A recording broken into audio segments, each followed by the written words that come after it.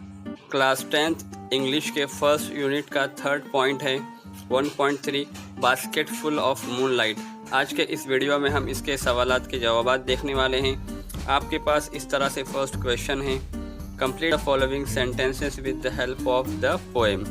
आपके पास इसके आंसर्स है फर्स्ट का, सेकंड का, थर्ड का और फोर्थ का। उसके बाद यहाँ पे क्वेश्चन नंबर थर्ड है, आप इस तरह से उसको देख कर लिख सकते हैं। इसके अंदर दो आंसर है, आंसर फर्स्ट ऊपर लिखा है ए का आंसर और बी का आंसर नीचे लिखा हुआ है। उसके बाद फोर्थ क्वेश्चन है, pick out and write the lines from the poem that prove the following. तो इसका भी आंसर है ए बी सी, तीन क्वेश्चन है। उसके बाद यहाँ पर write as many word as can using full. उसके बाद क्वेश्चन नंबर 6 है, pick out the example of alliteration and repetition from the poem. तो ऊपर एलिट्रेशन है और नीचे रिपीटेशन है। उसके बाद क्वेश्चन नंबर 7 है, right an appreciation of the poem. इस तरह से आप इसको देख कर सकते हैं। उसके बाद में यहाँ पर क्वेश्चन नंबर 8 है।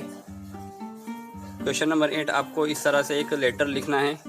इस तरह से आपके पास जो पॉइंट है उसकी हेल्प से, तो आप इस तरह से इसको देखकर लिख सकते हैं और पीछे जाकर ये लेटर ख़त्म होता है, यहाँ पर जाकर ये ख़त्म होता है। आप इस तरह से इसकी हेल्प से खुद लिख सकते हैं। उसके बाद में जो सेकेंड लास्ट क्वेश्चन है आपके पास, discuss with your friend, brother, sister, classmate and write your list. तो इस तरह से आप इसका आंसर भी देख सकते हैं। आपके पास राइट में लिखा हुआ है आंसर, तो आप इसको देख कर सकते हैं। उसके बाद जो लास्ट क्वेश्चन है, let's compose imaginary poetic lines. तो आपके पास जो दिया है इसको कंप्लीट करना है पोएम को, इस तरह से आप कर सकते हैं और यहाँ पर आपका ये चैप्टर कंप्लीट होता है।